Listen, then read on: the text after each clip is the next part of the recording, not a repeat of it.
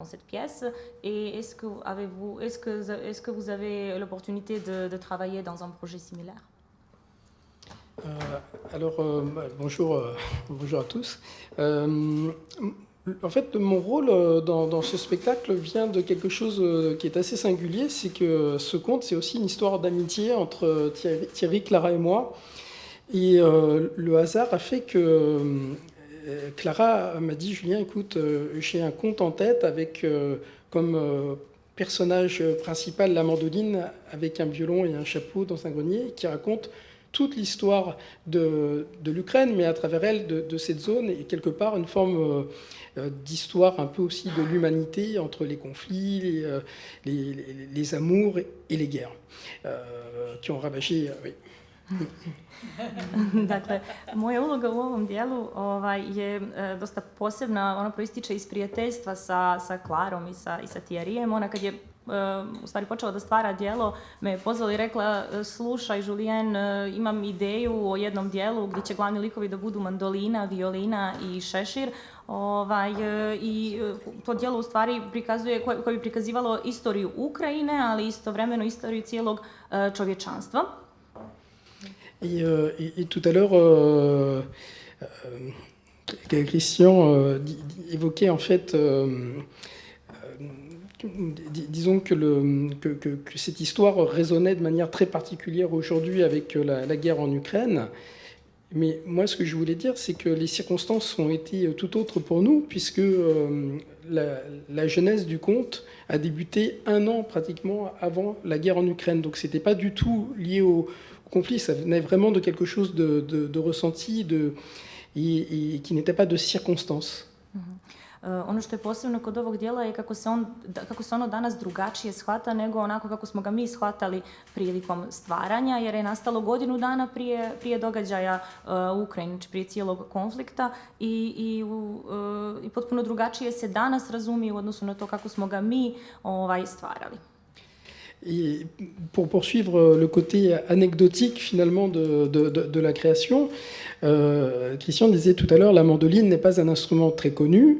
C'est vrai, c'est pas le piano, c'est pas le violon, mais France Musique, qui est la grande radio nationale en France pour la musique classique, avait décidé de consacrer une journée à la mandoline, et notamment le soir, il y avait un grand direct qui durait 2h30 et qui était consacré à la mandoline. Et c'est à cette occasion que j'ai dit à Thierry et à Clara, écoutez, je crois qu'on a l'occasion de créer le premier chapitre du conte.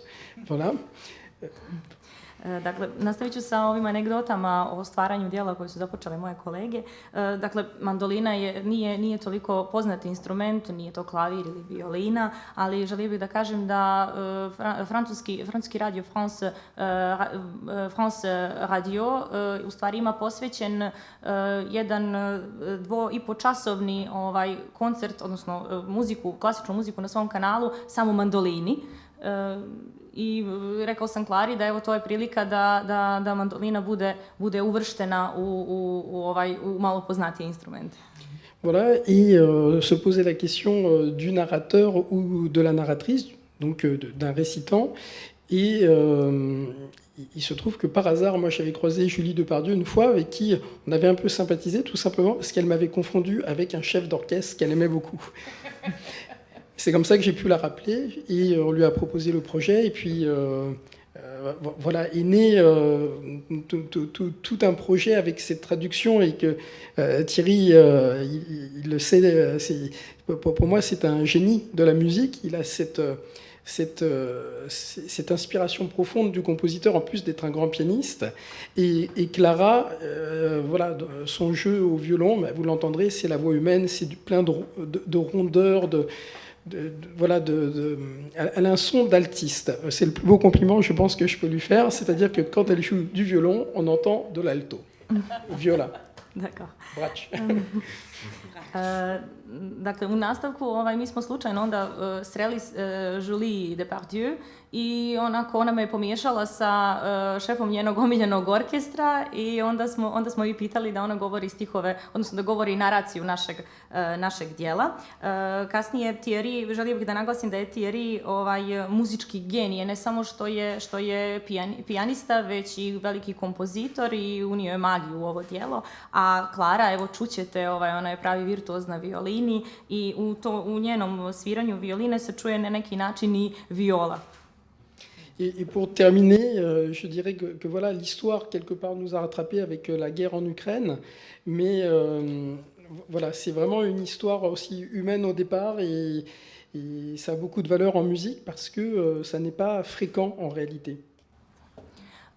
I ova priča nas je ovako dočekala zajedno sa ratom u Ukrajini, ali bih htio da naglasim da je ona od početka ta neka ljudska priča i eto, predstavlja neku sad ukrajinsku priču koja nije toliko česta.